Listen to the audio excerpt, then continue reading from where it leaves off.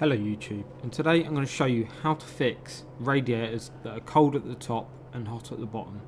As you can see from my thermal imaging camera, you can see that the red and yellow bits at the bottom of the radiator are the hot parts, and then it goes to blue halfway up the radiator. So what we're going to do is sort that out so it's red all over from top to bottom of the radiator. As you can see, it's a spine chilling 20-25 degrees at the top of this radiator. None of the heat is getting there. So what you want to do is you want to grab yourself some tissue like this, some toilet paper or kitchen roll is absolutely fine, and you're also going to need a vent key. You can grab a vent key in the link in the description down below. Then you're going to go to the top of the radiator and look for a vent point, which is like this, and you're going to get your vent key and turn it anti-clockwise until the air comes all the way out and water comes out the radiator like so. So this might take quite a while. You're also going to need to know if you've got a pressurized system or a gravity fed system. The gravity fed system has tanks in the loft, and a pressurized system has a pressure gauge somewhat in your system. With the pressure gauge type, you will need to top that up, so you need to find that. Might be in your boiler, might be in your airing cupboard, and you'll need to top that up accordingly.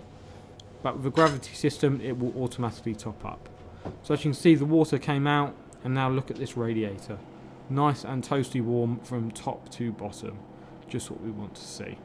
So as you can see, it's nice and warm, yellow at the top, all the way over as it starts to circulate. Now we're going to go do another radiator, and as you can see, the front panel is nice and warm, but this back panel is cold. So it's just the back panel that needs venting. So what we're going to do is grab our vent key again and our tissue, and we're going to vent this one. So this one probably won't have as much air in as the other one because the water level would have risen. And as you can see on the imaging camera, it starts to get warm as soon as we turn off the vent, like so. You can see it starts to go yellow, which is perfect, just what we want to see. And then in the hallway, I've got a cool little video of it actually rising up the radiator. So you can actually follow the heat here all the way up the radiator. So we're venting it now. And as you can see, you can actually follow that yellow line travel up the radiator. And I could actually tell when the water was going to come out the radiator. I hope this video has helped. If it has, please do like and subscribe to the channel. And leave a comment if it has helped. I hope you have a good day and this has sorted your problem. Take care.